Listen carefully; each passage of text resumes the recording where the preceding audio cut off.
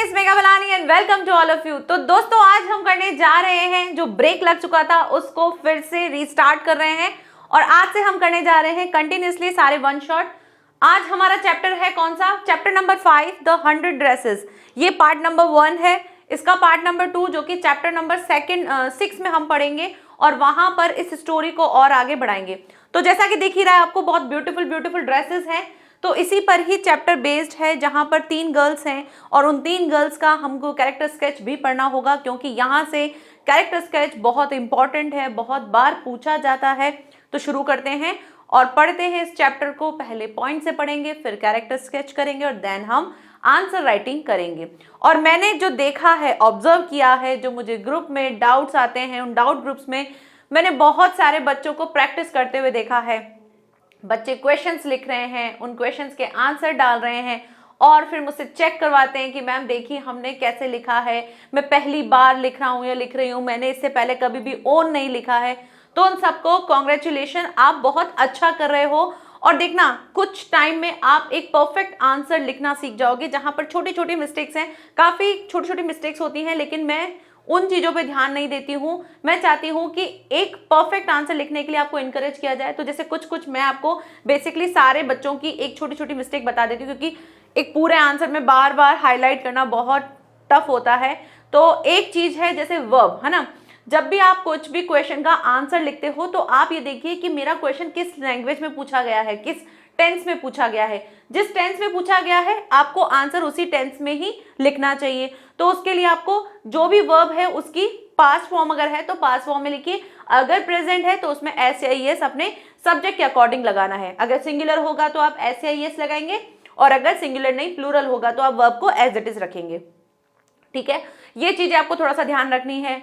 और आपको जो लाइंस होती हैं जिसमें ऑफ और टू प्रेपोजिशंस का जो यूज होता है उसको एक बार आप जरूर देखा करिए, चेक कीजिए कि मैंने प्रेपोजिशन सही से लगाई है या नहीं। बाकी आप ऑलमोस्ट सब बच्चे जो हैं अच्छा लिखते हो, तो बहुत बहुत आपको बधाई। ठीक है, इसी तरह से आप बढ़ते रहो। मुझे बहुत खुशी हो रही है कि जो बच्चे ऐसे बोलते ना कि मैम मैं पहली बार लिख रहा हूँ, ट्राई कर रहा हूँ, वो चीज़ मुझे बहुत अच्छी लगती है। वो बस एक टच हो जाती है कि हाँ जो एफर्ट्स किए जा रहे हैं वो काम आ रहे हैं। तो चलिए स्टार्ट करते हैं 100 ड्रेसेस। और सबसे पहले चैप्टर में हम पॉइंट्स के थ्रू इस चैप्टर को कवर करेंगे, उसके बाद हम कैरेक्टर स्केचेस देखेंगे, क्योंकि बहुत ज्यादा इंपॉर्टेंट कैरेक्टर स्केच है यहाँ पर तीनों गर्ल्स का।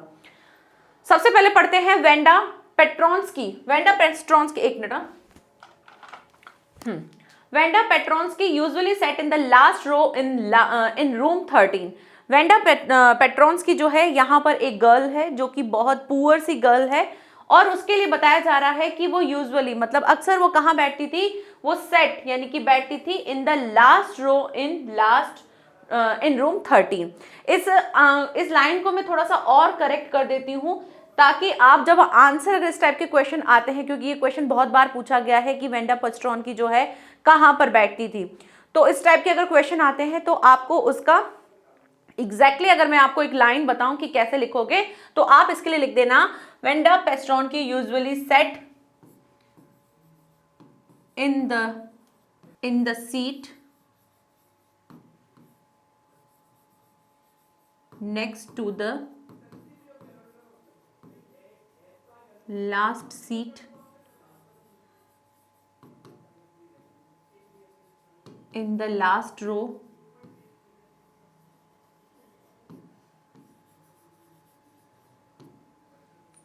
इन रूम नंबर 13। यहां से फिर ये लिख देना इन रूम नंबर 13। ठीक है, तो एग्जैक्टली ये लाइन आपको लिखनी है कि कहाँ बैठती थी वो यूजुअली अक्सर कहाँ जाके बैठती थी, लास्ट सीट के जो लास्ट सीट होती थी उसके जस्ट आगे वाली सीट पर जाकर के वो बैठती थी। और वहां पर ऐसे बच्चे बैठते थे जो पढ़ते लिखते नहीं थे, तो वो रूम नंबर 13 में बैठते थे। बच्चे जितने भी थे, जैसे होता है ना अपनी स्कूल में कि सबके रूम्स होते हैं कि रूम नंबर ये में ये वाली क्लास बैठती है, तो ऐसे ही रूम नंबर 13 की लास्ट रो की लास्ट सीट पे वो बैठती थी।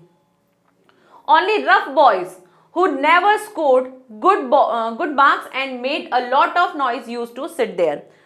क्या होता था वहां पर, जो बेकार से बच्चे होते हैं ना, बेकार लड़के जो होते हैं जो पढ़ते लिखते नहीं है, तो देखो यहाँ पर आपको देख रहा होगा बॉयज में अपॉस्ट्रोफी जो है एस के बाद लगा हुआ है। तो ये क्या मतलब है, ये क्या मतलब है, ये एक मतलब है एक लड़कों के ग्रुप को कंसिडर किया जा रहा है। जब भी कभी आप ऐसे देखोगे कि अगर ऐसा लिखा है बॉयज तो बॉय का, इसमें हम क्या बता रहे हैं, पोजीशन बता रहे हैं कि भाई ये बॉय का हाउस है। लेकिन अगर इस तरह से लिखा हुआ है बॉयज और फिर एपोस्ट्रोफी लगा हुआ है, इसका मीनिंग हम क्या कह रहे हैं, एक पूरे बॉयज के ग्रुप की बात कर रहे हैं। तो जब कभी आपको एक किसी ग्रुप को, किसी एक गर्ल्स के ग्रुप को या किसी हॉस्टल के, जैसे बोलते हैं बॉयज हॉस्टल ऐसा बोला जाता है, तब आप ऐसे लगाएंगे, ना कि ऐसे लिखेंगे बॉयज हॉस्टल, ऐसे नहीं, ठीक है। बॉयज पूरा इस तरह से लिख के एपोस्ट्रोफी लगा के फिर हॉस्टल लिखेंगे, ऐसे ही गर्ल्स हॉस्टल इस तरह से लिखेंगे, ठीक है। तो only rough boys who never, ये मैं इसलिए बता रही हूँ क्योंकि इस तरह से अगर आप कभी आंसर में लिखो और आप ऐसे लिख दो तो वो रॉन्ग हो जाएगा, ठीक है। तो जो बेकार लड़के जो होते हैं, जो पढ़ते लिखते नहीं हैं वो, और जो अच्छे मार्क्स नहीं लेकर आते हैं, and made a lot of noise, और बहुत ज्यादा शोर करते हैं, उनको वहां जाकर बिठाया जाता है। यूजुअली वहां जाकर के कौन बैठते थे, वो गंदे से लड़के बैठते थे, लेकिन वेंडा पेस्ट्रॉन की जाकर भी वहीं पर ही बैठती थी, ठीक है। तो ये 2 पॉइंट्स क्लियर हो गए, आगे बढ़ते हैं। Wanda was a very quiet girl and who really said anything to anybody. Wanda जो थी वो कैसी थी, बहुत ही शांत रहने वाली लड़की थी, ठीक है, बहुत शांत रहती थी और बहुत ही रेयरली, मतलब बहुत ही कम जो है किसी से किसी के बारे में बात करती थी। एनीथिंग टू एनीबॉडी यानी किसी को भी कुछ कहना होता था तो बहुत मुश्किल से वो कुछ कहती थी, अदरवाइज वो चुप ही रहती थी, ठीक है। तो मैंने 3 पिक्चर सेलेक्ट किए हैं ताकि आपको एक पता रहे कि वेंडा के लिए हम कौन सी पिक्चर लेंगे और पैगी के लिए कौन सी लेंगे और मैडी के लिए कौन सी लेंगे। तो ये मैंने ब्लू ड्रेस वाली जो है ये मैंने ली है वेंडा। तो जब कभी भी आपको यहाँ ये गर्ल मिलेगी आप इसके लिए क्या समझोगे, ये वेंडा है, ठीक है। तो ये वेंडा की हमने पिक्चर ले ली है। आगे कंसिडर करते हैं क्या हुआ। आगे क्या होता है, she had no friends and came to school and went home alone.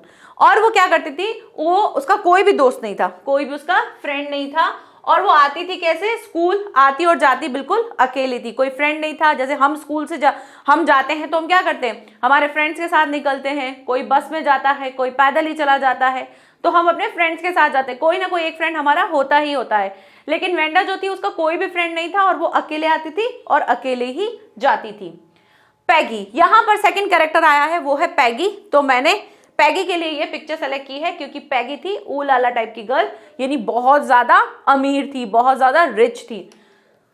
फिर क्या हुआ कि स्कूल में एक ऐसा बच्चा होता है जो बहुत ज्यादा डिमांडेड होता है, जिसको बहुत ज्यादा लोग पसंद करते हैं, हमेशा उसके बारे में बात करते हैं। तो वो कौन होता है, या तो हमारी क्लास का मॉनिटर होता है, ठीक है, या जो बहुत अच्छा लगता है वो होता है, या जो बहुत ज्यादा रिच होता है वो होता है। तो इस टाइप से कोई ना कोई क्लास में हमारा एक होता है जिस पर सबकी बातें होती है कि यार उसके बारे में हर कोई बात करता है। तो ऐसी ही इनकी क्लास की एक कैरेक्टर थी जिसका नाम था पैगी। पैगी जो थी वो बहुत ही पॉपुलर थी उनकी क्लास में सबसे ज्यादा उनके बारे में बात होती थी।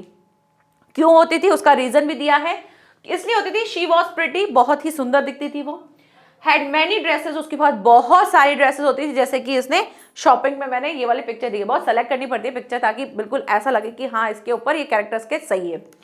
तो बहुत प्रिटी थी, उसके पास बहुत सारी ड्रेसेस थी और उसके कैसे थे, कर्ली हेयर थे और इस तरह से उसके यूं कर्ली हेयर हुआ करते थे, तो बहुत सुंदर लगती थी वो।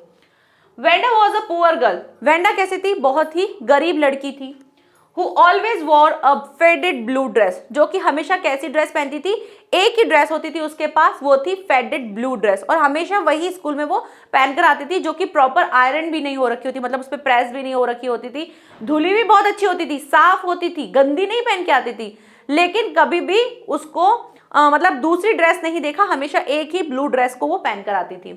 Which was never ironed properly, जो कि कभी प्रॉपर आयरन नहीं होती थी, बट हाँ धुली हुई साफ जरूर होती थी। ऐसा नहीं कि गंदी ड्रेस पहन के आ जाती थी, ड्रेस पहन के आती थी, ब्लू कलर की पहनती थी, बट अच्छे से आयरन वायरन हो रखी नहीं होती थी, जैसा कि बाकी की जो उनकी गर्ल्स होती थी। या अगर पैगी की बात करें तो वो सबसे सुंदर दिखती थी, उसके आगे वेंडा जो थी बिल्कुल ही पुअर गर्ल थी और उसके पास कुछ भी नहीं था सिर्फ सिवाय एक ड्रेस के। ठीक है, आगे बढ़े, चलिए। Her name Venda Petronsky was difficult to pronounce and that looked funny to the children.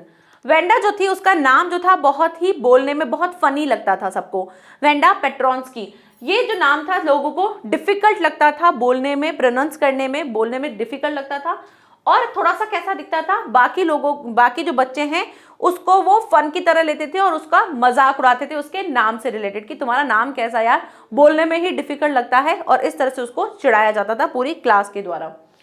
Maddie. अब यहाँ पे थर्ड कैरेक्टर आया है जो कि है मैडी, तो मैडी के लिए मैंने ये पिक्चर सेलेक्ट की है। अब मैडी थी वो क्या थी, मैडी जो थी वो भी पुअर थी, वो भी गरीब थी, ठीक है। Maddie was poor and wore old dresses given to her by Peggy. Maddie जो थी वो भी क्या थी, पुअर थी, बट वो क्या करती थी, वो पुराने कपड़े पहनती थी, किसके, जो पैगी द्वारा दिए जाते थे उनको पहनती थी। तो क्या है, old clothes given to her by Peggy, उसको दिए जाते थे किसके द्वारा, पैगी के द्वारा जो कपड़े दिए जाते थे वो कपड़े पहनती थी। अब सोचो, पैगी अमीर थी, ठीक है, बहुत सारी ड्रेसेस थी, एक दो बार पहना उसको छोड़ देती थी, और उन्हीं ड्रेसेस को कौन पहनती थी, उन्हीं ड्रेसेस को मैडी पहनती थी। लेकिन मैडी जो पहनती थी ना, वो कैसे पहनती थी, मैडी जो है उस ड्रेसेस को उसकी मम्मी जो है क्या करती, थोड़ा सा मॉडिफाई कर देती थी। जैसे मान लो ड्रेस पे कुछ झालर वालर लगा दिया, कुछ और चीज लगा दी, तो थोड़ा सा चेंज करके उसको पहना देती थी। इससे मैडी जो है बिल्कुल पैगी की ड्रेस के सिमिलर नहीं लगती थी, थोड़ी सी डिफरेंट लगती थी, लेकिन पहनती वो भी क्या थी, पुराने कपड़े पहनती थी। लेकिन हाँ, वो वेंडा से थोड़ी सी सही थी। होता है ना कि एक बच्चा बिल्कुल लो है, दूसरा थोड़ा मीडियम है, जो कि यहाँ वहां से जुगाड़ करके अपने आप को दिखा देता है कि मैं तुम्हारे बराबर हूँ, किनके, अमीर वालों के। तो मैडी वैसी थी, वेंडा बिल्कुल नीचे थी, मैडी बीच की थी और पैगी तो हाई लेवल की थी। तो मैडी को जितने भी कपड़े मिलते थे, पुराने कपड़े, वो पैगी के द्वारा मिलते थे, लेकिन वो क्या करती थी, उसकी मम्मी जो है उसको थोड़ा सा मॉडिफाई कर देती थी, कुछ चेंजेस कर देती थी डिजाइन्स में, जिससे वो थोड़ी सी डिफरेंट लगती थी और पैगी की नजरों में कभी नहीं आती थी कि हाँ ये पैगी की ड्रेसेस है। क्लियर, यहां तक समझ में आ गया। आगे बढ़े। अब 10 पॉइंट नंबर क्या है, she didn't like Peggy's questioning of Wanda about her 100 dresses, shoes and hats. अब क्या हुआ था, ये जो गर्ल्स थी पैगी और मैडी क्या करती थी, वेंडा का मजाक उड़ाने के लिए हर रोज स्कूल के बाहर गेट पे खड़ी हो जाती थी। जैसे स्कूल का टाइमिंग होता था, वो दोनों वहां खड़ी हो जाती थी और उसके ऊपर क्या करती थी, उसके ऊपर फन करती थी, उसके ऊपर मजाक उड़ाती थी। मजाक क्या उड़ाती थी कि हमेशा वो एक ही ड्रेस पहन के आती थी, तो उससे क्वेश्चन करती है, पूछती है कि तुम्हारे पास कितनी ड्रेसेस है, तुम्हारे पास कितनी ड्रेसेस है, ऐसे कर करके बार बार उससे क्वेश्चन करती थी। तो जब भी ऐसे क्वेश्चन करती थी, तो पैगी जो है जब इस तरह के क्वेश्चन करती थी, तो मैडी जो थी उसको पसंद नहीं आता था, डिडंट लाइक, उसको कभी भी पसंद नहीं आता था कि पैगी जो है इस तरह से क्वेश्चनिंग क्यों करती है वेंडा से उसके 100 ड्रेसेस के बारे में। उसको अच्छा नहीं लगता था, ना ही उसके शूज के बारे में और उसकी हैट्स के बारे में, क्योंकि पैगी क्या करती थी, उससे क्वेश्चन करती थी, तुम्हारे पास कितनी ड्रेसेस हैं, तुम्हारे पास कितनी हैट्स हैं, तुम्हारे पास कितने शूज हैं, इस तरह से बार बार उससे क्वेश्चन करती थी। और वो चीज जो है मैडी को जो है पसंद नहीं आती थी, उसको अंदर से अच्छा नहीं लगता था, क्योंकि कहीं ना कहीं वो भी उस चीज को रिलेट करती थी, क्योंकि वो भी पुअर थी। बट हाँ, बस ये है कि वो उसके पैगी के टारगेट में नहीं आती थी और थोड़ी सी अच्छी लगती थी, डिफरेंट ड्रेसेस पहन लेती थी, इस वजह से वो उसके टारगेट में नहीं आई, बट अंदर से कभी उसको बोल नहीं पाती थी। ऐसा होता है कई बार कि हमारा फ्रेंड गलत करता है, लेकिन हम, क्योंकि जो पॉपुलर होता है क्लास में, वो अगर हमारा फ्रेंड है और वो किसी दूसरे को टीज करता है, हम क्या करते हैं, हम कहीं ना कहीं चुप हो जाते हैं कि यार अगर मैं बोलूंगा कि मत बोल इसको ऐसे, तो कहीं मेरी इसके साथ दोस्ती ना टूट जाए, और क्लास के पॉपुलर बच्चे के साथ अगर दोस्ती टूट जाए तो फिर क्या हो जाता है, फिर आप टारगेट बन जाते हो। तो आप इस डिफिकल्ट सिचुएशन में नहीं आना चाहते हो और इसके लिए हम कई बार क्या हो जाते हैं, चुप हो जाते हैं। तो ऐसे ही मैडी की भी हालत हो गई थी कि वो जो है पैगी के क्वेश्चंस को इंजॉय नहीं करती थी जब वो टीज करती थी वेंडा को, बट वो कभी बोल भी नहीं पाती थी, क्योंकि उसको लगता था कि अगर मैंने कभी बोल दिया तो वो मुझसे ना क्वेश्चन कर ले कि अच्छा ठीक है बता तेरे पास कहां से ड्रेसेस आती है, तू कहां से ड्रेसेस पहनती है, और तब उसके पास रिप्लाई नहीं होगा और फिर उसका मजाक बन जाएगा, इसीलिए वो चुप रहती थी। आगे, she wished Peggy would not tease and mock Wanda in such an insulting manner. और वो क्या करती थी, वो विश करती थी, वो प्रार्थना करती थी कि पैगी जो है वो टीज नहीं करेगी, किसको नहीं करे, वेंडा को टीज नहीं करे, ना ही मॉक मीन्स होता है मजाक, ना ही उसका मजाक उड़ाए वेंडा का, और इन इंसल्टिंग मैनर, मतलब किसी को इंसल्ट करने के मैनर से उसके यानी किसी, हम होता है ना कई बार हम क्या करते हैं, पूछते कोई चीज है, हम पूछते हैं लेकिन सामने वाले को कैसा लगता है, इंसल्टिंग वाला लगता है, और हम उस टोन में पूछते हैं। जैसे मान लो तुमने किसी से ड्रेस पूछी, दो तरीके होते हैं पूछने के, आप पूछोगे अरे तुम्हारे पास कितनी ड्रेसेस है, एक पूछो ए तेरे पास है कितनी ड्रेसेस, पूछ एक ही चीज रहे हो, लेकिन एक आपने इंसल्टिंग वाले मैनर में पूछा, एक आपने नॉर्मली पूछा कि तुम्हारे पास कितनी ड्रेसेस है। तो पैगी जो थी वो क्या करती थी, पैगी जो है उससे इंसल्टिंग मैनर में पूछती थी और मैडी जो थी वो चाहती थी कि वो ऐसे उसका मजाक नहीं उड़ाए उसकी ड्रेसेस के लिए और बार बार उससे क्वेश्चन नहीं करे। हालांकि पैगी कोई गलत इंसान नहीं थी, पैगी जो थी वो अच्छी थी, उसका एनिमल्स के लिए एक सॉफ्ट कॉर्नर था, जब कोई एनिमल्स को मिसट्रीट करता था तो वो उसके लिए हर्ट होती थी। बट यहाँ पर उसका वेंडा के साथ एक अलग ही कनेक्शन था, वो उसको बहुत ज्यादा टीज करती थी। ठीक है, यहां तक पॉइंट्स क्लियर हो गए, आगे बढ़े। Next, everyone was waiting for the winner of the drawing and colour competition. अब क्या हुआ, ये सब चीजें तो चलती रहती थी, डेली मजाक उड़ाया जाता था, बहुत सारी चीजें होती रहती थी। फिर क्या हुआ, फिर हुआ ये कि स्कूल में जो है एक कंपटीशन हुआ। वो कंपटीशन क्या हुआ कि ड्राइंग कॉन्टेस्ट जो है उसका कंपटीशन हुआ गर्ल्स के लिए, और बॉयज के लिए मोटर बाइक जो है उसके मोटर बाइक का जो प्रोजेक्ट है उसको बनाने का कंपटीशन था। तो गर्ल्स के लिए क्या था, ड्राइंग कंपटीशन था, और सारी गर्ल्स जो हैं वो ड्राइंग कंपटीशन में लग गई कि हमको सबको ये चीज करनी है। सबको पता था, मैडी को पता था, कि बाकी पूरी क्लास को भी ये श्योर था कि कौन जीतने वाला है, पैगी जीतने वाली है। क्यों पैगी जीतने वाली है, क्योंकि पैगी की ड्राइंग जो थी वो पूरी क्लास में बहुत ही अच्छी थी। ठीक है, तो ऐसा सबको ये जो वेटिंग था कि ड्राइंग कंपटीशन हुआ और सबको विनर का वेट था कि कौन जो है ड्राइंग कंपटीशन में विनर बनेगा। Everybody thought that Peggy would be the winner as she could draw better than anyone in the class. और सब जो है यही सोच रहे थे और सब जो थे वो श्योर थे कि विनर जो है वो कोई और नहीं, सिर्फ और सिर्फ कौन होगी, पैगी ही होगी, क्योंकि उसके सिवा बेटर जो है ड्रॉ करने वाला क्लास में और कोई नहीं है। एनीवन इन द क्लास, कोई भी क्लास में ऐसा नहीं है जो पैगी से बेटर ड्राइंग कर सके। तो सब श्योर थे। होता है ना कई बार कि हमको पता होता है कि अरे रनिंग में तो ये बहुत परफेक्ट है, और हम अंदर ही अंदर से मान लेते हैं कि ये ही जीतने वाला है और कोई जीतने ही वाला नहीं है। तो ऐसे ही पैगी के लिए भी सबको ये पता था कि वही जीतेगी। लेकिन स्टोरी में आ जाता है ट्विस्ट। नेक्स्ट डे, जब नेक्स्ट डे होता है, जिस दिन विनर का अनाउंसमेंट होना होता है, when they entered the room 13, जब सब बच्चे जो है एंटर होते हैं किसमें, रूम नंबर 13 में, यानी कि उनकी क्लास में जहां बच्चे बैठा करते थे। they found drawings all over the room, उन्होंने क्या पाया, उन्होंने पाया, found मतलब कि पाना या मिलना। उन्हें क्या मिला, उनको ड्राइंग्स मिली पूरे रूम में, पूरे रूम में, मतलब दीवारों पे ऐसे लगी हुई थी ड्राइंग सब जगह पर। जैसे घूमे नजर मारे, सब जगह क्या थी, ओनली ड्राइंग्स ही ड्राइंग्स के पेपर लगे हुए थे। मिस मैसन, ये कौन है, ये इनकी क्लास टीचर हैं। ठीक है, मिस मैसन जो है declared that were only 1 or 2 sketches were sent by most of the girls. One girl sent 100 drawings all different and beautiful. अब मैं आपको थोड़ा स्टोरी से कनेक्ट कर देती हूँ। क्या हुआ था कि जब कभी भी पैगी जो है क्वेश्चन करती थी किससे, वेंडा से, कि तुम्हारे पास कितनी ड्रेसेस हैं, तुम्हारे पास कितने हैट्स हैं, कितने शूज हैं। तो एक बार क्या हुआ, बहुत बार ऐसे क्वेश्चंस करने पर और अमंग द गर्ल्स, जो इतनी सारी गर्ल्स थी, उन सभी के आगे अपने आप को दिखाने के लिए वेंडा ने क्या बोल दिया कि हर बार वो उसको टीज करते थे कि तुम्हारे पास कितनी ड्रेसेस, तो उसने एक बार चिढ़ के कह दिया कि मेरे पास कितनी है, 100 ड्रेसेस है।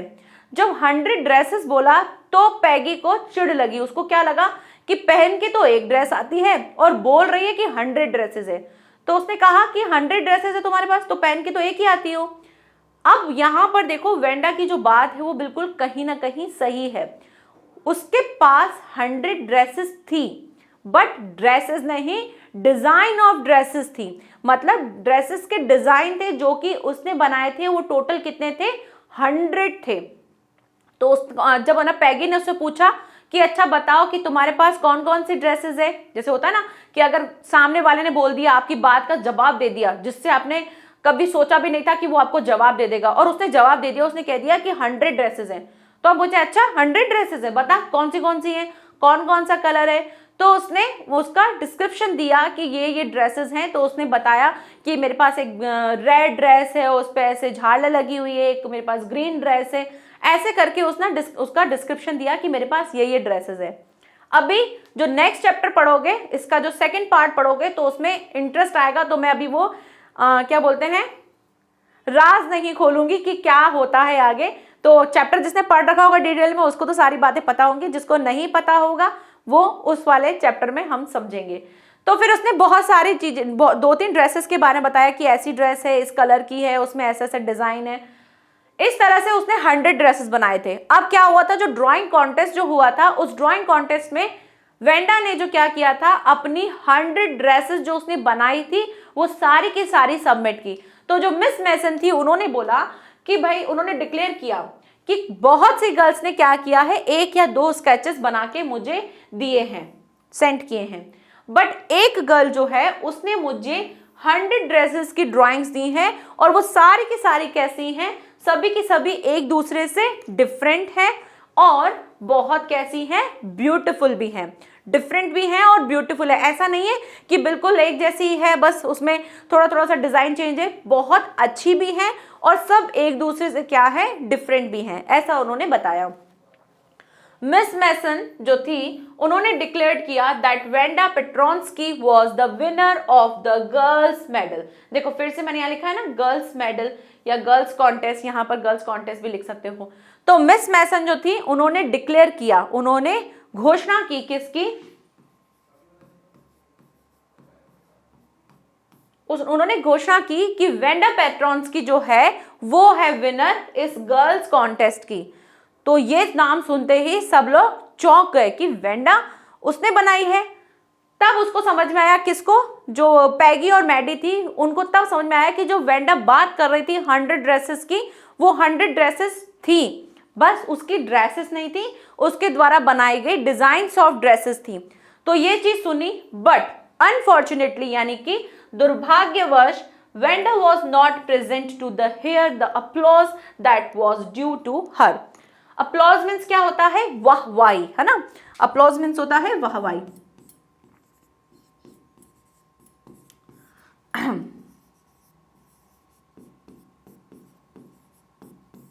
ठीक है, दुर्भाग्य से क्या हुआ, वेंडा जो है इस अनाउंसमेंट को नहीं सुनी, क्योंकि वो तब तक वहां का, जहां वो रहती थी, कहां रहती थी, बॉगिन्स हाइट में वो रहती थी। बहुत इंपॉर्टेंट ये लाइन है कि वो बॉगिन्स हाइट में रहती थी, और वहाँ ऐसे बच्चे रहते हैं या ऐसी जगह है वो जहाँ पर बहुत गरीब लोग रहते हैं, पूरा एरिया जो है ड्राई मड से बना हुआ है, तो वहाँ से वो आती थी और वहीं पर ही वो रहती थी। बट इस तरह से बहुत ज़्यादा टीज करने के कारण वेंडा जो थी वहाँ स्कूल को छोड़कर हमेशा हमेशा के लिए चली गई, और उस दिन जिस दिन विनर का अनाउंसमेंट होना था, वहाँ पर विनर के अनाउंसमेंट का नाम सुनने के लिए वेंडा नहीं थी। तो वो वहां से जा चुकी थी और इस चीज को सुनने वाली नहीं थी।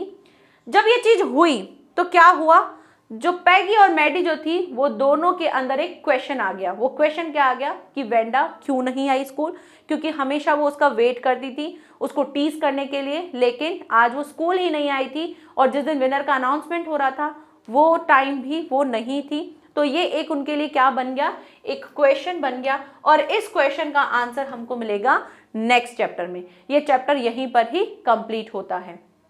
ठीक है, अब हम बात करेंगे इनके कैरेक्टर स्केच की। तो मैंने कैरेक्टर स्केच में किस किस को हम पढ़ने वाले हैं, एक तो हम पढ़ेंगे वेंडा पेट्रोन्स्की को, दूसरा हम पैगी के कैरेक्टर स्केच को देखेंगे, और तीसरा हम देखेंगे मैडी के कैरेक्टर स्केच को।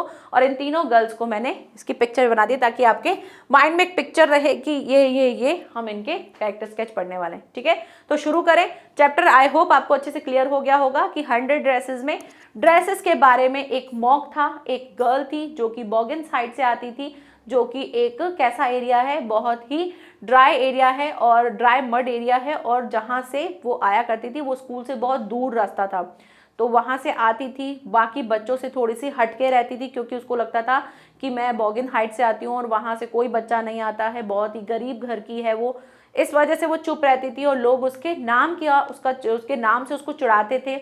इस वजह से भी वो हमेशा चुप रहती थी और पीछे की सीट पर बैठी रहती थी। ठीक है, स्टार्ट करें कैरेक्टर स्केच को। कैरेक्टर स्केच में आपको और बहुत सारी चीजें इनके बारे में पढ़ने को मिलेगी, जो आप आंसर में लिखते समय इसको यूज कर सकते हो। क्लियर, चलिए शुरू करते हैं। तो सबसे पहले शुरू करते हैं वेंडा पेट्रोन्स्की का कैरेक्टर स्केच, यानी कि चरित्र चित्रण। ये बहुत पूछा जाता है, बहुत इंपॉर्टेंट है, प्लीज अच्छे से समझना इस चीज को। वेंडा पेट्रोन्स्की जो थी वो क्या थी, वो एक पुअर थी। तो आप इस चीज में ये ध्यान रखना कि बहुत सिंपल सिंपल चीजें लिखना, सिंपल सिंपल लाइंस लिखना, जिससे कि आपका कैरेक्टर स्केच बड़ा भी दिखे, अच्छा भी दिखे और समझ में भी आए, कनेक्ट भी हो और ज्यादा टफ चीजें इसमें मत घुसाना, ठीक है। तो वेंडा पेट्रोन्स्की जो थी वो कैसी थी, बहुत पुअर थी, यंग पॉलिश गर्ल थी, जो कि कहाँ थी, goes to school with other American children in an American town, जो कि कहाँ से आई थी, अमेरिकन टाउन से आई थी, और वो अमेरिकन चिल्ड्रंस के साथ में पढ़ती थी।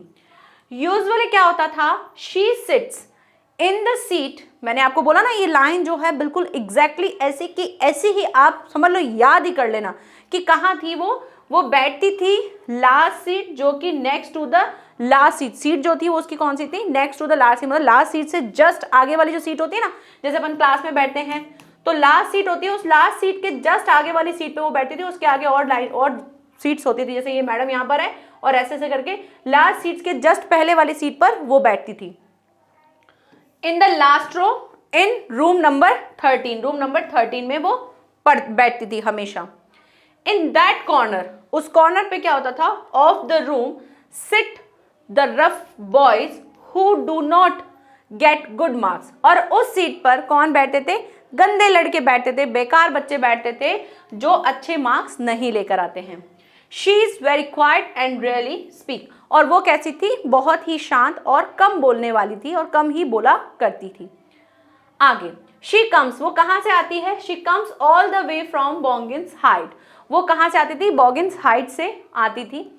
The children never think about her except when they wish to have fun with her, children जो थे वो कभी भी उसके बारे में सोचते नहीं थे, क्योंकि क्लास में कुछ बच्चे ऐसे होते हैं जिनके बारे में हम कभी सोचते ही नहीं है, बस उनको कभी कभी ऐसी चीज़ों के बारे में सोचते थे जब हमको उनका मजाक उड़ाना है, या कभी हमको उनको टीज करना है, या उनके लिए कुछ बोलना है, या उनका एग्जाम्पल देना है, तब हमको क्लास में किसी ऐसे बच्चे की बात याद आती है। जैसे अपन बोलते थे ना कि कोई बात चल रही है, कोई बेवकूफ़ी वाली बात चल रही है, तो हम किसी का नाम लेके बोलते थे, अरे उस बेवकूफ़ की तरह बात कर रहा है क्या, वैसे ही बोल रहा है क्या।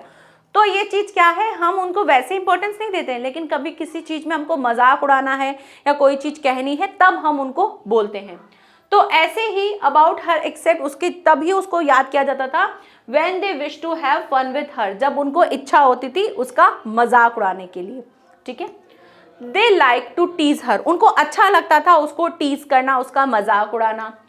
She however has artistic talented, हालांकि उसके अंदर क्या था, हाउएवर मतलब कि हालांकि उसके अंदर एक क्या थी, एक आर्टिस्टिक, एक कलाकार जो था उसके अंदर छुपा हुआ था, और वैसा उसके अंदर एक टैलेंट था। And win girls medal in the dress designing, और उसने क्या जीता था, उसने गर्ल्स मेडल जीता था, या मेडल के साथ आप इसमें कॉन्टेस्ट भी लिख सकते हो, एक कॉन्टेस्ट जीता था, किसके लिए, ड्रेस डिजाइनिंग में उसने कॉन्टेस्ट भी जीता था। तो ये था वेंडा का पूरा कैरेक्टर स्केच, बहुत ही सिंपल चीजों में, सिंपल लाइंस में आप इसको एक्सप्लेन कर सकते हो, ठीक है। ये था वेंडा का। अब आगे देखते हैं हमारी कौन, मैडम पैगी, ऊ ला ला, ठीक है। अब ये ऊ ला ला वाली पैगी जो है ये कैसी थी, ये बहुत अमीर थी, कर्ली हेयर थे, बहुत सारी ड्रेसेस थी, हमेशा मजाक उड़ाती थी, यही सब चीज़ें लिखेंगे। क्लास में बहुत ज़्यादा पॉपुलर थी, ड्राइंग में वो बहुत अच्छा करती थी, उसके जैसी ड्राइंग जो है क्लास में और कोई नहीं करता था, ऐसा सबका मानना था, ठीक है। तो ये सब चीज़ें हम किसके लिए बोल सकते हैं, पैगी के लिए बोल सकते हैं। पैगी एंड मैडी, या फिर उसको मैडी का अगर आप बुक में नाम देखोगे तो मेडलिन भी लिखा है। तो मेडलिन जो थी are other girls in Wanda's class, जो कि दोनों क्या थी, वेंडा की क्लास की दूसरी गर्ल्स थी, मतलब वेंडा की क्लास में पढ़ने वाली गर्ल्स थी। Peggy is the most popular girl in school, Peggy जो थी वो बहुत ज़्यादा स्कूल में पॉपुलर थी। शी इज़ प्रिटी, वो कैसी थी, प्रिटी थी। She has many pretty clothes, उसके पास बहुत सारे प्रिटी क्लोथ्स थे। And her hair is curly, और उसके बाल जो थे कैसे हैं, कर्ली हैं। Maddie is her closest friend, Maddie जो थी वो उसकी बहुत ही पक्की दोस्त थी। They often wait for Wanda to have fun with her, वो ऑफन हो जाती थी, अक्सर ऐसा हो जाता था कि वो जो है वेंडा का मजाक उड़ाने के लिए वहाँ पर रुकती थी कि हाँ अब आएंगे और उसका मजाक उड़ाएंगे। तो अक्सर वो क्या करती थी, वेट करती थी वेंडा के लिए, ताकि वो उसके ऊपर क्या कर सके, मजाक उड़ा सके। She often teases Venda by asking, वो अक्सर क्या करती थी, often means होता है अक्सर, वो अक्सर क्या करती हैं, वेंडा का मजाक उड़ाती हैं और उनसे क्या पूछती हैं, उनसे पूछती हैं through politely how many dresses she has hanging up in her closet. और क्या पूछती थी वो, उनसे पूछती थी कि तुम्हारे क्लोसेट में कितनी ड्रेसेस हैं, कितनी ड्रेसेस तुम्हारे पास है, कितने शूज तुम्हारे पास है, कितने हैट्स तुम्हारे पास हैं। इस तरह से वो पोलाइटली उनसे पूछा करती थी। पैगी जो थी हमेशा इस तरह से पूछती थी। To her questions she replies that she has 100 dresses. उसके इन क्वेश्चंस पे वेंडा ने उनको रिप्लाई किया कि उसके पास कितनी ड्रेसेस हैं, 100 ड्रेसेस हैं। She means Peggy. Peggy and others laugh loudly at this. जब उसने ऐसे बोला कि मेरे पास 100 ड्रेसेस हैं, तो पैगी और बाकी की जो गर्ल्स हैं वो उसके ऊपर हंसने लगी। हंसने का रीजन क्यों था? बिकॉज वो जो थी एक ही ड्रेस पहना करती थी, वो थी ब्लू फेडेड ड्रेस, और यहाँ पर वो क्या कह रही थी, मेरे पास 100 ड्रेसेस है। तो ये बात सुनकर के सबके हंसी आ गई कि बोलती तो ऐसे और है तो उसके पास एक ही ड्रेस, तो इसलिए वो हंसने लगे। Peggy can draw pictures better than anyone else. Peggy जो थी वो ड्रॉ कर सकती थी पिक्चर्स बेटर देन, पूरी क्लास में सबसे अच्छी जो है पैगी जो है ड्रॉ करती थी, ऐसा सबका मानना था। She is hoped to win the girls medal. और उसको होप थी कि गर्ल्स का जो मेडल है, जो गर्ल्स कॉन्टेस्ट है ड्राइंग का, उसमें वही जीतने वाली है, ऐसी उसको आशा थी, क्योंकि वो जो थी सबसे अच्छा ड्रॉ करती थी पूरी क्लास में। तो ये था किसके बारे में? ये था पैगी के बारे में कैरेक्टर स्केच। तो आई होप आपको पैगी का भी क्लियर हो गया कि गर्ल जो थी प्रिटी थी, उसके बाद बहुत सारी ड्रेसेस थी, बहुत अच्छी लगती थी, कर्ली हेयर थे, अच्छा ड्राइंग करती थी, वेंडा के ऊपर फन करती थी। तो ये सब चीज़ें आप इसमें लिख सकते हैं। क्लियर? आगे बढ़े, नेक्स्ट हमारा लास्ट कैरेक्टर स्केच, उसको डिस्कस कर लेते हैं, उसके बाद हम आंसर राइटिंग करना शुरू करेंगे। नेक्स्ट आता है मैडी। तो मैडी क्या थी? मैडी जो थी वो, मैडी और पैगी जो थी बहुत ही अच्छी क्लोज फ्रेंड थी, ठीक है, और वो दोनों साथ में ही स्कूल आती जाती थी। मैडी जो थी वो भी पुअर थी, और बट वो क्या करती थी, वो पैगी की ओल्ड ड्रेसेस जो हैं उनको पहनती थी, ठीक है। तो ये सब चीज़ें हम उसमें लिख देंगे, और ये भी लिखेंगे कि मैडी को जो है अच्छा नहीं लगता था, उसको लाइक नहीं होता था कि पैगी जो है वो वेंडा से बार बार इस तरह से इंसल्टिंग मैनर में क्वेश्चन करे, उसको पसंद नहीं आता था, बट ये सब चीज़ें होती थी। तो ये सारी चीज़ें हम इसमें डाल देंगे। स्टार्ट करते हैं। तो देखिए, Maddie and Peggy are close friends. Maggie और पैगी कैसे थे? बहुत ही क्लोज फ्रेंड थे, पक्के दोस्त थे। They come to school together. वो दोनों साथ साथ में स्कूल आते थे। Maddie is also a poor girl. Maddie जो थी वो भी क्या थी? एक पुअर गर्ल थी। She wears old clothes. वो क्या पहनती है? पुराने कपड़े पहनती है। किसके? ऑफ पैगी, पैगी के। She does not like that Peggy should harass the poor girl Wenda by asking her about her dresses. वो क्या करती थी? उसको पसंद नहीं आता था कि पैगी जो है उससे क्या करे, उसे हैरेस करे, उसको बार बार उस पुअर गर्ल यानी कि वेंडा से बार बार आस्किंग करे कि अबाउट योर ड्रेसेस, यानी उसके पास कितनी ड्रेसेस है। तो ये चीज़ जो है मैडी जो है उसको अच्छी नहीं लगती थी। मैगी बार बार याद आ रहा है। तो मैडी को ये चीज़ें अच्छी नहीं लगती थी। हाउएवर यानी कि हालांकि She is afraid of asking Peggy for this. हालांकि वो भी क्या करती है? डरती है कि कहीं कभी ऐसा ना हो जाए कि पैगी ही उससे उसके बारे में वही सारे क्वेश्चन जो कि वो वेंडा से पूछती थी, वही सारे क्वेश्चन कहीं वो उससे ना पूछने लग जाए, तो इस चीज़ का उसको डर रहता था। She fears, वो डरती थी, that she may also become a target of Peggy is teasing. उसको हमेशा ये डर लगा रहता था कि कहीं ऐसा ना हो कि कभी मैं ही ना टारगेट बन जाऊं, किसका? पैगी का, उसकी टीजिंग के लिए। तो इस चीज का उसको हमेशा डर रहता था। इस वजह से वो कभी उसको खुल के बोल नहीं पाती थी कि प्लीज तुम वेंडा को इस तरह से टीज मत करो, क्योंकि उसको लगता था कि अगर मैं पैगी के साथ इस तरह से बोलूंगी तो पैगी पलट कर ही मुझसे ही ये सारे क्वेश्चन ना करने लग जाए जो वो वेंडा से करती थी। तो इस वजह से वो चुप रहा करती थी। आगे, पैगी में ask her about her own dresses which she gets from Peggy. Peggy जो है में आस्क, उसको लगता था कि कहीं वो ऐसा ना हो जाए कि वो भी मुझसे पूछे कि तुम्हारी उसकी खुद की ड्रेसेस के लिए ना पूछने लग जाए कि तुम ये कहाँ से लेकर आती हो, तुम्हारे पास कहाँ से ड्रेसेस आती हैं। तो ये सारी चीज़ों से के डर की वजह से वो उससे कभी कुछ बोलती ही नहीं थी। थर्स मतलब क्या होता है? इस प्रकार, ठीक है। तो जब कभी किसी क्वेश्चन में आपको लिखना हो इस प्रकार, तो आप थर्स का यूज करके आंसर को लिख सकते हो। थर्स, इस प्रकार Maddie is good but timid at heart.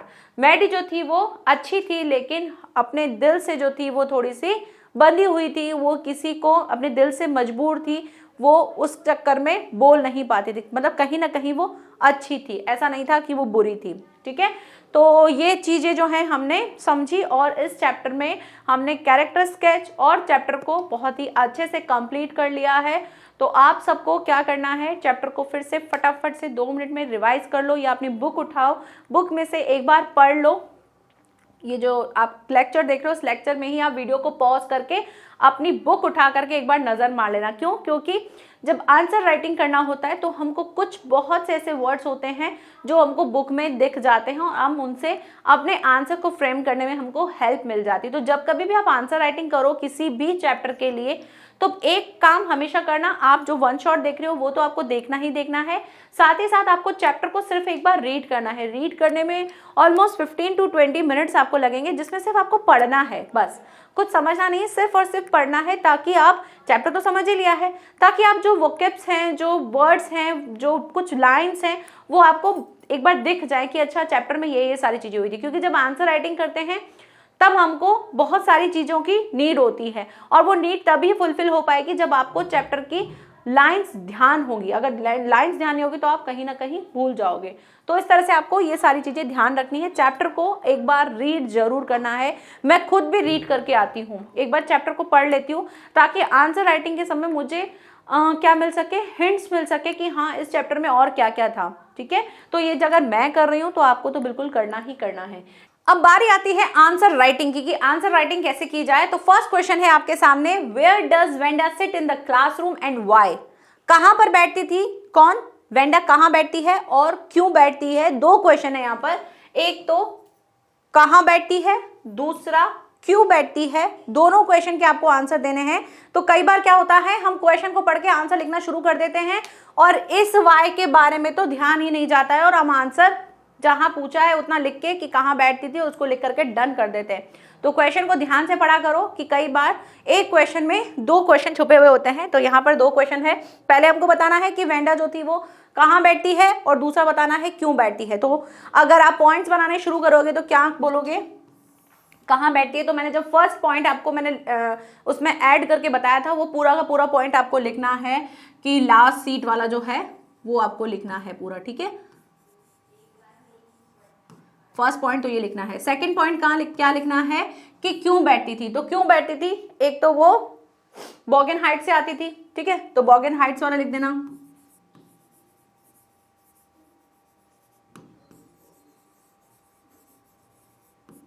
ठीक है, और वहां से आती थी और प्लस उसका क्या होता था, उसके पैर जो थे वो कैसे थे, ड्राई मड थे। तो वो चीज आप इसमें ऐड कर सकते हो। तो ये 2-3 पॉइंट जो है आप इस आंसर में लिख सकते हो। ठीक है, आंसर राइटिंग करना शुरू करते हैं। क्या लिखेंगे, अब देखो डज है ना, तो डज क्या है, प्रेजेंट में है, तो हमको भी क्या करना है, आंसर को प्रेजेंट में लिखना है। तो क्या लिखेंगे हम, वेंडा लिख करके सिट की जगह क्या लगा देंगे, सिट्स लगा देंगे। स्टार्ट करते हैं, Wanda sits in the seat next to the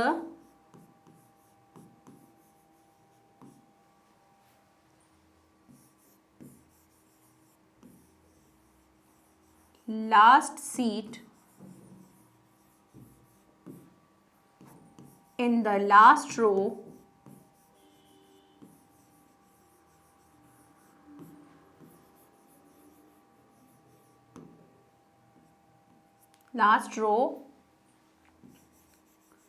in room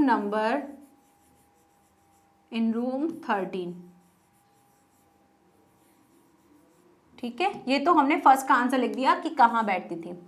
अब पूछ रहे हैं क्यों बैठती थी, तो हम इसके बारे में क्या लिखेंगे, इसलिए बैठती थी, मतलब ज्यादातर लोगों को नहीं पता है, लेकिन मतलब ऐसा नहीं था कि यही परफेक्ट रीजन था, ये हम अंदाजा लगा रहे हैं कि इसलिए शायद बैठती थी। तो लिखेंगे nobody knows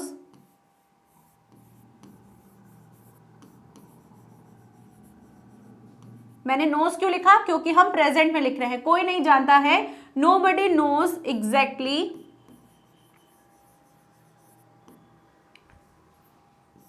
why she sits there, वहां क्यों बैठती है। अब देयर मैंने इसलिए लिखा क्योंकि देयर हम इसके लिए बोल रहे हैं कि क्लासरूम में वो लास्ट में क्यों बैठती थी, उन सबके लिए हमने देयर लिख दिया। Nobody knows exactly why she sits there, it may be, हो सकता है ना, हम अंदाजा लगा रहे हैं, it may be because she, अब आप ये वाला पॉइंट लिखेंगे, बिकॉज शी कहां से आती है, शी कम्स फ्रॉम बॉगिन्स। अब बॉगिन्स किसी जगह का नाम है तो पूरा एज अ एग्जैक्टली लिख देना, ठीक है, बॉगिन्स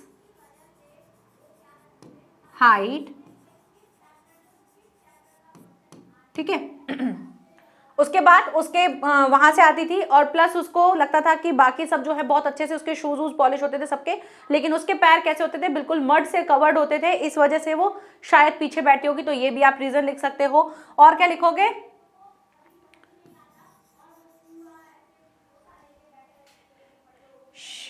हर फीट लिख देना, ठीक है, शी नहीं,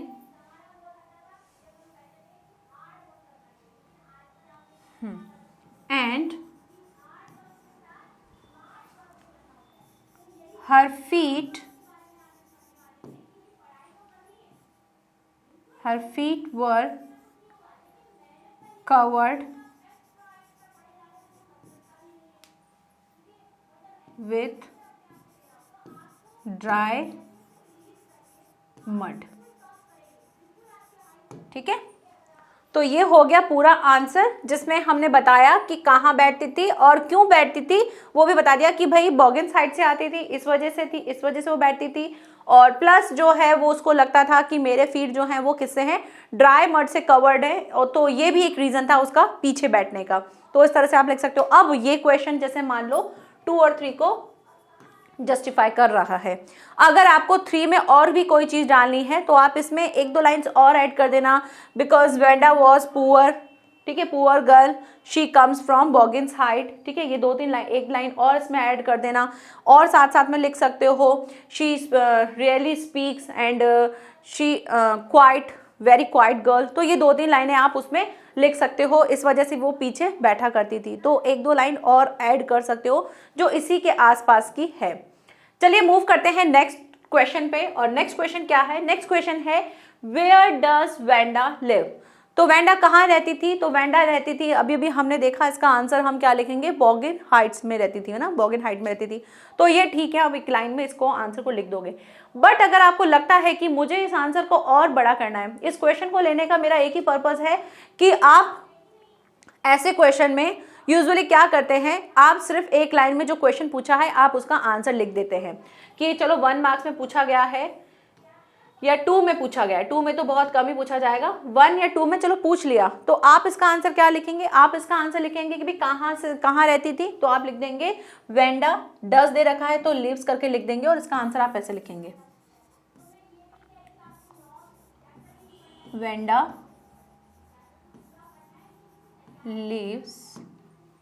lives in बॉगिन्स हाइट, ठीक है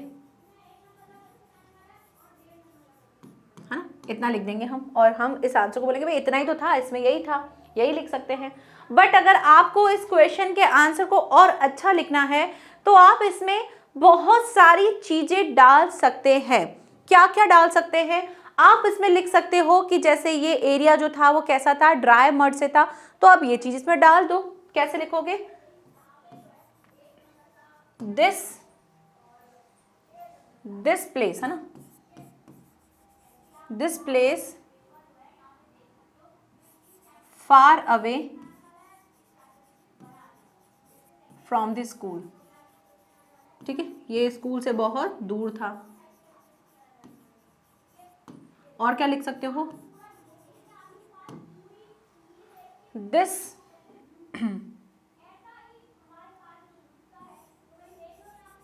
this area was this area was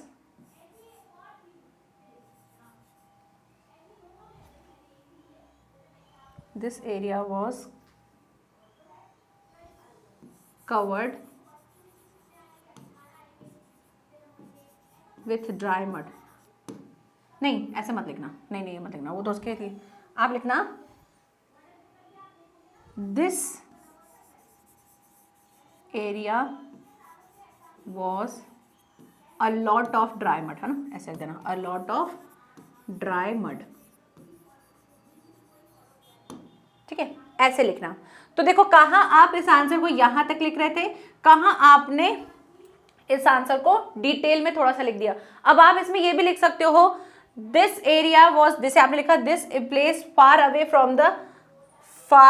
from the school लिखना, ठीक है, फ्रॉम द स्कूल, ठीक है, ये लिखा। अब अगर आपको इसमें और भी चीजें लिखनी है तो आप लिख सकते हो in this area mostly poor person, लिख सकते हो कि this area live poor person, है ना, ऐसे लिख सकते हो कि हाँ इस एरिया में पूरा मतलब गरीब लोग रहते थे। बट वो लाइन मत लिखना, आप ये इतना ठीक है, इतना लिख देना कि अगर पूछा जाता है कि कहाँ रहती है तो ये चीज इस तरह से जस्टिफाई कर देना, वो पुअर वाला मत लिखना, रहने देना, आप इतना सा लिख देना, ये ठीक लग रहा है मुझे, ठीक है। तो ये है हमारा क्वेश्चन नंबर 2। अब देखते हैं हम क्वेश्चन नंबर 3 क्या है। Question number 3 very important question है। क्या पूछा गया है, what do you think to have fun with her means. आप क्या सोचते हैं कि ये जो लाइन बोली गई थी to have fun with her, इसका मतलब क्या है, इस मतलब का क्या सेंस है। तो to have fun with her इसका मतलब है कि वो क्या करते थे, उनका मतलब था कि वेंडा का क्या करे, वेंडा को टीज करे, वेंडा का मजाक उड़ाए, यही उनका काम था और इसी के लिए वो चीज करते थे। और पैगी ने ये गेम सोचा था कि जब कभी भी वो उससे मिलेगी तो उस तरह से उसको चिढ़ाएगी, उसको टीज करेगी। तो पैगी के लिए एक ये गेम था और ये गेम जो था बहुत ही उसको मज़ा देता था, उसको फील कैसा आता था, प्लेजर फील होता था, उसको आनंद देता था जब भी वो वेंडा का इस तरह से मजाक उड़ाती थी। तो ये चीज़ें आप लिख सकते हो उसमें कि इस गेम का मतलब ये गेम था जो कि पैगी के द्वारा बनाया गया था, सोचा गया था और वो उसमें उसके साथ क्या करती थी, उसका मजाक उड़ाती थी। तो अब पॉइंट्स कैसे लिख दोगे, तो पॉइंट्स में सबसे पहला पॉइंट डाल देना टू मेक फन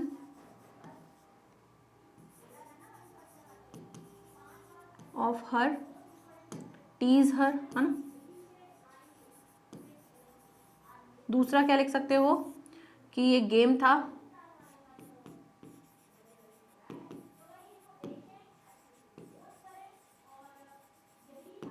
ठीक है, और ये गेम जो है क्या होता था, पैगी को ये प्लेजर करता था, ठीक है, इसको मजा आता था, इस चीज से उसको आनंद मिलता था, तो प्लेजर लिख देना।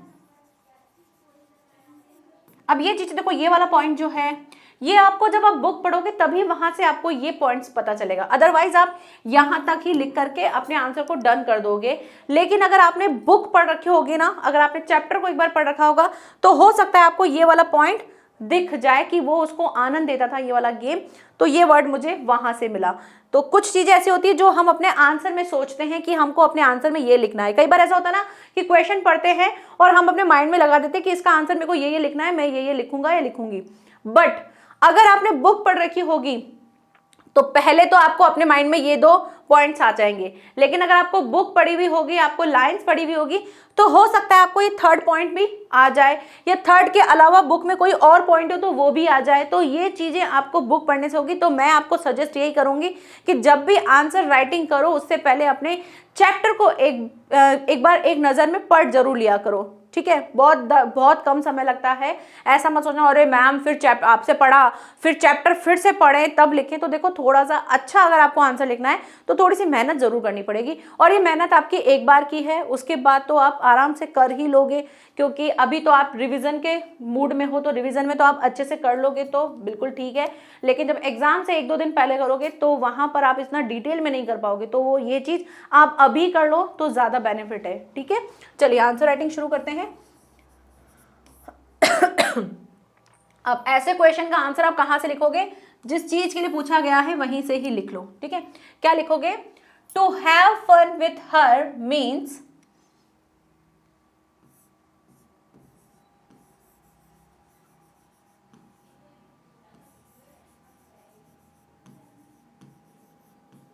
To have with fun her, इसको एपोस्ट्रोफी में पैक कर देना, मीन्स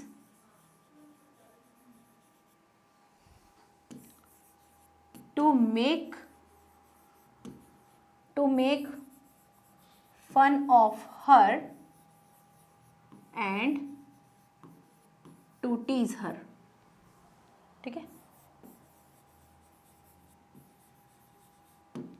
ना। ये गेम जो है ये जो इसका मतलब है to make fun of her, मतलब हर मतलब कि किसके लिए, वेंडा के लिए, एंड टू टीज हर। तो अगर आपको आंसर को और अच्छा लिखना है तो उसको कैसे लिख देना, to have fun with her means to make fun of her, या ऑफ की जगह क्या लिख देना, वेंडा लिख देना, एंड टू टीज हर।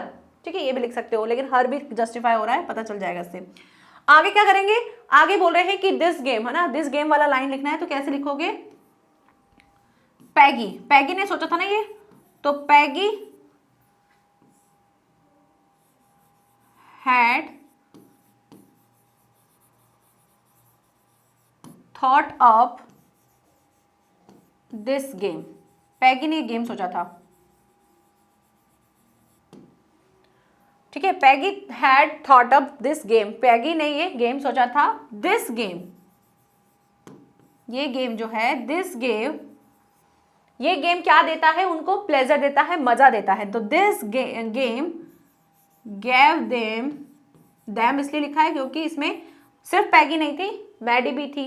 ठीक है, तो this game gave them a lot of pleasure. ठीक है, तो इस तरह से आप इसका आंसर लिखेंगे कि इसका मतलब क्या है। इसका मतलब यह है कि उनको ये मजा देता, उनको अच्छा लगता था, मजा आता था उसको टीज करना और उसको उसके लिए मजाक उड़ाना, उसका फन करना। और ये गेम जो है पैगी ने सोचा था, और ये गेम जो है उनको क्या देता था, उनको आनंद देता था, इसलिए वो ये सारी चीजें करती थी कि जब ये बोलती थी to make fun with her. Clear. Next question पे देखते हैं, क्वेश्चन नंबर 4। क्वेश्चन नंबर 4 क्या है, did Wanda have 100 dresses, why do you think she said she did. Question को फिर से पढ़ लो, एक बार ध्यान से समझना कि पूछा क्या है। पूछा क्या है कि डिड वेंडा हैव 100 ड्रेसेस, क्या वेंडा के पास 100 ड्रेसेस थी। तो जब कभी हेल्पिंग वर्ब से क्वेश्चन शुरू होता है तो मैंने क्या बता रखा है, आपको आंसर यस या नो में स्टार्ट करना है। तो ये पूछा है कि क्या उसके पास 100 ड्रेसेस थी, जी नहीं, बिल्कुल नहीं थी, तो लिखेंगे no, Wanda didn't have 100 dresses. ठीक है, ये आपको लिखना है फर्स्ट का आंसर। तो फर्स्ट तो आंसर यहीं पर ही क्लियर हो जाएगा जब हमें किसी हेल्पिंग वर्ब के लिए पूछा जाता है क्वेश्चन। आगे एक और क्वेश्चन पूछा है, why do you think she said she did. आप क्या सोचते हो कि उसने ऐसा क्यों कहा, कि हाँ उसके पास है, तो ऐसा उसने क्यों कहा। तो ऐसा उसने शायद इसलिए कहा होगा क्योंकि जो गर्ल्स है वो उस पर टीज कर रही थी, तो उन गर्ल्स के बीच में अपनी क्या दिखाने के लिए, अपनी पोजीशन दिखाने के लिए शायद उसने बोला कि हाँ मेरे पास 100 ड्रेसेस हैं, शायद उसने इस वजह से कहा होगा। तो ये पॉइंट हम लिख सकते हैं। तो फर्स्ट जब आप आंसर लिखेंगे तो पॉइंट्स कवर करने के लिए क्या लिखेंगे, फर्स्ट में तो आपको लिखना है नो, फिर नो के साथ अपने आंसर को डालेंगे। सेकेंड पॉइंट में आप क्या लिखेंगे कि वो क्या कर रही थी, उसने ऐसा इसलिए कहा था, वो शायद why do you think she said she did. तो हम बताएंगे कि भाई हमसे पूछ रहे हैं कि आप क्यों, आपका क्या सोचना है, तो आप क्या लिखेंगे, आई थिंक शी सेड, उसने ऐसा इसलिए कहा बिकॉज, क्योंकि वो पोजीशन जमाना चाहती थी अमंग द गर्ल्स के लिए। ठीक है, जो जितनी वहां पे गर्ल्स थी, तो आप लिख देना पोजीशन अमंग। अमंग कब लिखते हैं, जब हम बहुत सारी गर्ल्स के बीच की बात करते हैं। बिटवीन कब करते हैं, जब हम दो चीजों के बारे में बात करते हैं। तो अमंग मतलब बहुत सारी गर्ल्स के लिए, तो अमंग गर्ल्स।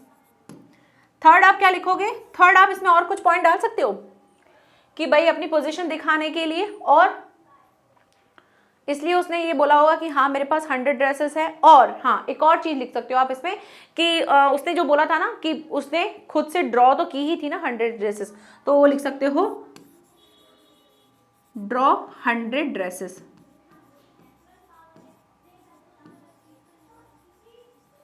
ठीक है, तो इस तरह से हम 3 पॉइंट्स लिख देंगे। शुरू करें आंसर लिखना।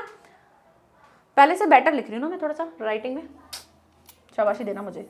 ठीक है, आज मैंने क्वेश्चन थोड़े ज़्यादा लिए हैं, है ना, क्योंकि ये टॉपिक जो है इसमें छोटे छोटे से क्वेश्चन हैं, बट सब जो हैं अलग तरीके से लिखने होते हैं। अब मैंने थिंक वाला भी ले लिया, जैसे ये थिंक वाला है, इससे पहले आपके कुछ क्वेश्चंस है। एक मैंने छोटा क्वेश्चन इसलिए लिया ताकि आप उस छोटे क्वेश्चन को सिर्फ और सिर्फ एक लाइन में ना लिख करके उसके आगे भी कुछ कुछ बना बना के लिख सके, तो इसलिए वो क्वेश्चन मैंने लिया, वरना उस क्वेश्चन को लेने का कोई सेंस नहीं था मेरा।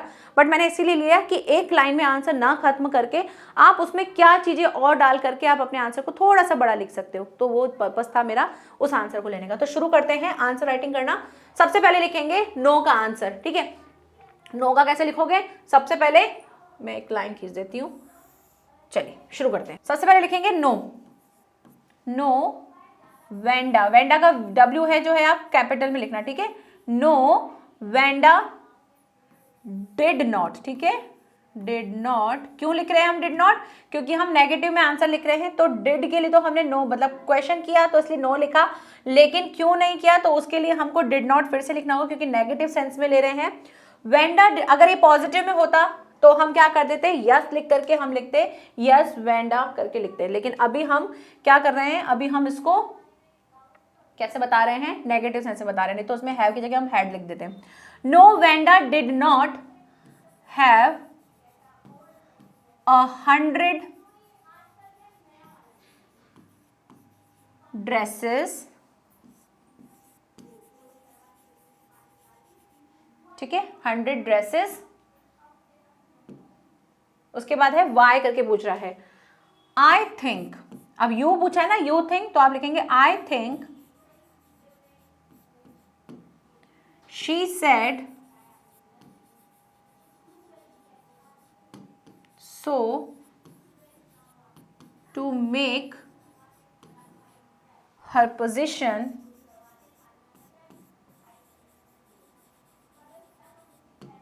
among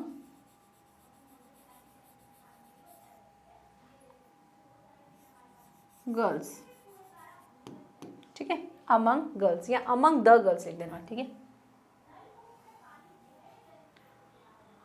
among the गर्ल्स, ठीक है। तो इतना आंसर ठीक हो रहा है। फर्स्ट का तो आंसर हमने लिख दिया। Why do you think she said she did, आप क्यों सोचते हो, क्योंकि उसको जो था अपनी पोजीशन बनानी थी बाकी गर्ल्स के लिए, इसलिए शायद उसने ऐसा कहा था, ठीक है। अब आगे क्या लिखेंगे, अब आगे आप इसमें ये चीज भी जो है, ये लाइन जो है ये भी लिख सकते हो अपने आंसर में। तो कैसे लिखोगे, अपनी पोजीशन दिखाने के लिए अब मोर ओवर लिखेंगे। मोर ओवर क्यों लिखते हैं, बताने के लिए। दरअसल उसने क्या किया था, more over she had herself लिखना, क्योंकि उसने अपने आप से बनाई थी ना। शी हरसेल्फ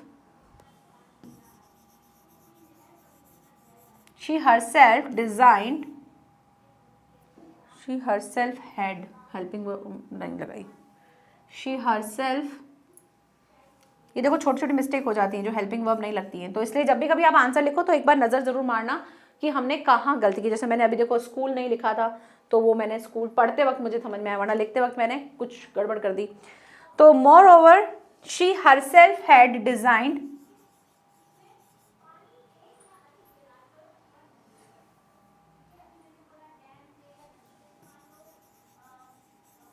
डिजाइंड 100 ड्रेसेस, ठीक है, clear. No Wanda did not have 100 dresses. I think she said so to make her position among the girls. Moreover she herself had designed 100 dresses. उसने हालांकि अपने आप से क्या बनाई थी, 100 ड्रेसेस बनाई थी। अब इसमें एक चीज कुछ और लिख सकते हैं क्या, हाँ एक चीज और लिख सकते हो उसमें, जैसे आपने ये लिखा है ना, no Wanda did not have 100 dresses, इसमें आप एक और लाइन ऐड कर सकते हो। यहां लिख देती हूं मैं ना, आप लिख सकते हो शी हैड अ ब्लू, उसके पास क्या थी, एक ब्लू फेडेड ड्रेस है। She had a blue faded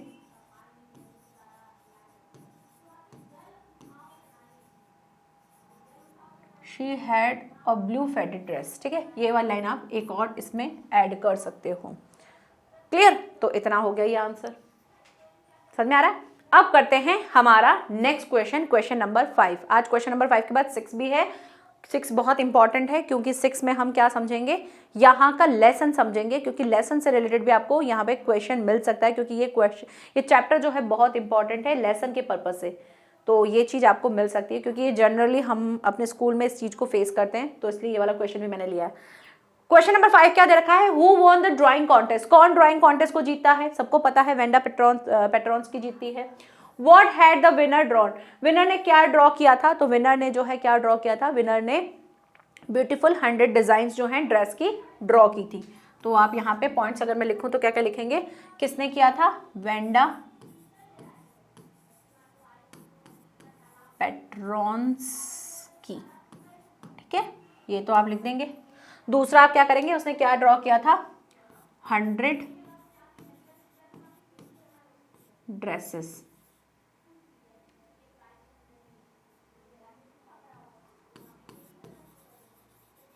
ठीक है, और तीसरा आप क्या लिख सकते हो, उसमें पॉइंट डाल देना कि बहुत ब्यूटीफुल ड्रेसेस थी, सब डिफरेंट डिफरेंट थी। ठीक है, कलर्स थे, ब्यूटीफुल थे, इस तरह से बाकी पॉइंट्स लिख देना।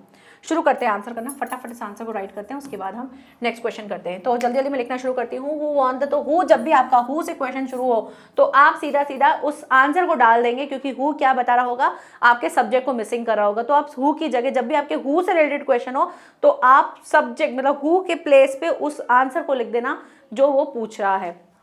तो वेंडा पेट्रॉन्स की लिख देना, वेंडा, विंडो लिख दिया मैंने, Wendo, it's not Wendo, it's Wanda. Wanda Petronski, Wanda Petronski won the drawing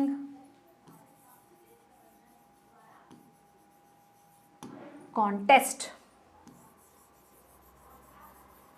ठीक है, Wanda Petronski drawing the won contest. अब उसने क्या किया था, विनर, विनर कौन थी? वेंडा पेट्रॉन्स्की थी। उसने क्या ड्रॉ किया था? She had drawn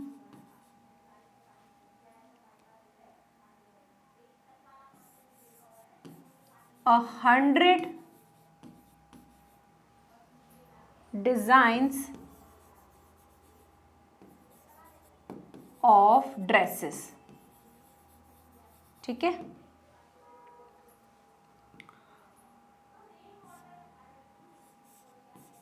they all dresses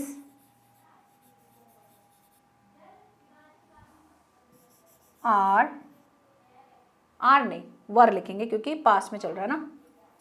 they all dresses were different from each other। ठीक है, सब जो है वो क्या थी? डिफरेंट थी। each other, एक दूसरे से क्या थी? डिफरेंट थी, each others। और क्या लिख सकते हो? तीसरा मैंने बोला था ब्यूटीफुल, ब्यूटीफुल लिख देना। तो ब्यूटीफुल वाली लाइन मैं यहाँ लिख देती हूँ, ब्यूटीफुल एंड कलरफुल था ना शायद। तो तीसरा क्या लिख देना? They all were beautiful, beautiful and they all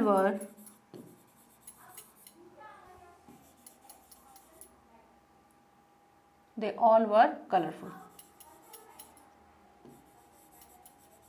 अब इस लाइन को ऐसे भी लिख सकते थे, दे ऑल वर के लिए आप क्या लिख सकते थे? They all were beautiful and colourful, ये भी लिख सकते थे। और मैंने दो अलग अलग लाइन्स में लिखा, तो इस तरह से भी लिख सकते हैं। तो ये हो गया हमारा 5th का आंसर। Very simple. चलिए आगे बढ़े, लास्ट क्वेश्चन करते हैं। जो क्वेश्चन क्या है, हमसे पूछा जाएगा कि आपको इससे क्या सीखने को मिला। तो पहली चीज़ तो आपको क्या सीखने को मिली, आप खुद सोच लीजिए कि कभी भी किसी को टीज वीज नहीं करना चाहिए, किसी का मजाक नहीं उड़ाना चाहिए। दूसरी चीज़ क्या सीखने को मिली कि दूसरी चीज़ मिली कि हमको हमारी लाइफ में थोड़ा क्रिएटिव रहना चाहिए, क्योंकि क्रिएटिव रहने से हम काफ़ी चीज़ें जो हैं अपने लिए कर सकते। देखो उसने कुछ ना बोल के भी वेंडा ने बहुत कुछ कर दिया। उसने, वो चाहती तो बहुत सारी चीज़ों के जवाब दे सकती थी, वो उनको चढ़ा सकती थी, लेकिन उसने कभी भी इस तरह से नहीं दिखाया कि मैं मैं भी कर सकती हूँ। हाँ, उससे जब बार बार क्वेश्चन किया गया तो अपनी पोजीशन बताने के लिए उसने 100 ड्रेसेस बोली थी। तो ऐसा भी नहीं है कि उसने झूठ बोला था, उसके पास जरूर 100 ड्रेसेस थी, लेकिन क्या थे, डिजाइन ऑफ 100 ड्रेसेस थे।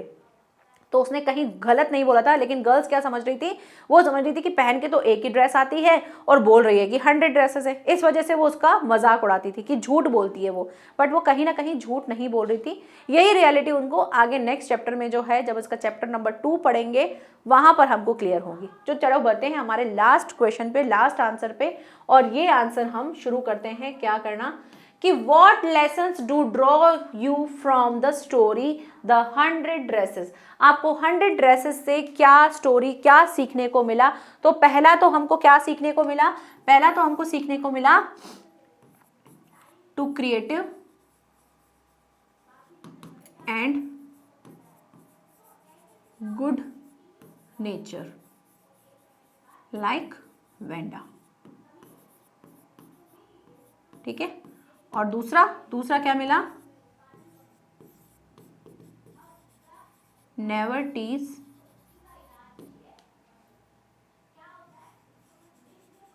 एनीवन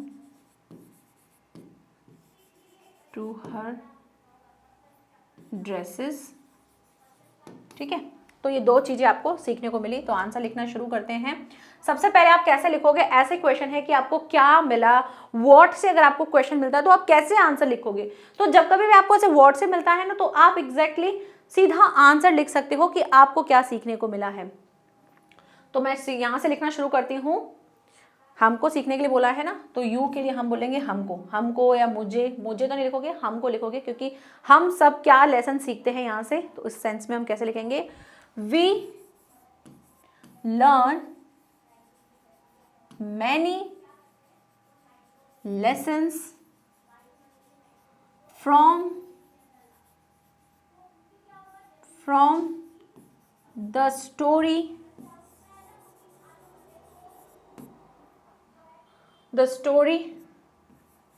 the 100 dresses 1, है ना। मैं ऐसे 1 भी डाल देती हूँ, क्योंकि ऐसा लेसन हमको फिर मे भी आगे भी समझने को मिले, पढ़ने को मिले। 100 ड्रेसेस 1 क्या मिला, first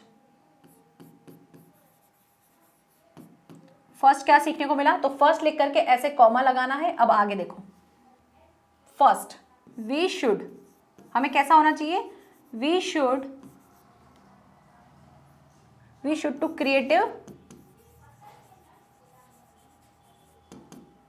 creative and good nature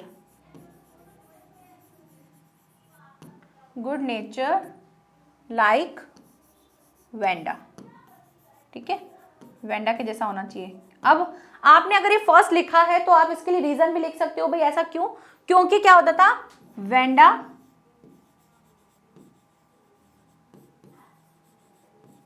kept cool despite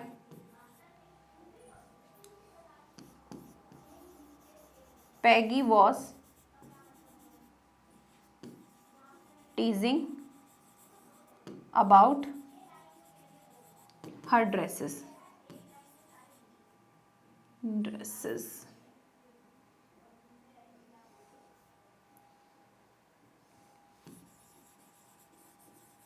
ठीक है, क्या लिख सकते हो, फर्स्ट तो क्या था कि we should creative and good natured like Wanda kept cool despite मतलब बजाय कि किसके, Peggy was teasing about her dresses, उसकी ड्रेसेस पे मजाक उड़ाती थी। तो वेंडा उसके लिए क्या रहती थी, हमेशा कूल रहती थी। सेकंड आप क्या समझो इससे, सेकंड हम समझे हैं, second never tease other and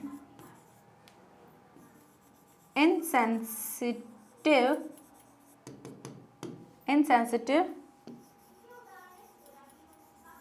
feeling of others like Peggy was। ठीक है, कभी भी ऐसा नहीं रहना चाहिए, insensitive, never tease other and insensitive feeling of others like Peggy was, जैसा कि पैगी करती थी वैसा हमको नहीं करना चाहिए। तो इस तरह से आप लेसन लिख सकते हो, इसमें और भी बहुत सारी चीज़ें लिख सकते हो, जैसे आप लिख सकते हो डोंट जज, नहीं ऐसा लिख देना, डोंट जज पीपल्स विद देयर क्लोथ्स, उनके क्लोथ्स के साथ उनको जज नहीं करना चाहिए। तो कुछ कुछ चीज़ें आप अपने मन से भी बना बना के लिख सकते हो इस लेसन में। तो आज का हमारा जो लेक्चर है यहीं पर ही कंप्लीट होता है, जहां पर हमने बहुत सारे क्वेश्चन करने की प्रैक्टिस की और साथ ही साथ हमने चैप्टर के कैरेक्टर स्केच को भी समझा और चैप्टर को भी अच्छे समझ लिया। तो मिलते हैं नेक्स्ट लेक्चर में, जहां पर हम चैप्टर नंबर 6 करेंगे और उसका पार्ट नंबर 2, यानी कि इस स्टोरी में आगे क्या होता है। जो वेंडा है जो स्कूल छोड़ के चली गई है, तो क्या प्राइज लेने के लिए स्कूल में आती है, या फिर पैगी और मैडी जो है उसकी फ्रेंड्स बनती हैं नहीं बनती हैं, ये सारी चीज़ें हम चैप्टर नंबर 6 में पढ़ेंगे। तो मिलेंगे नेक्स्ट लेक्चर में। Thank you so much, bye bye and take care.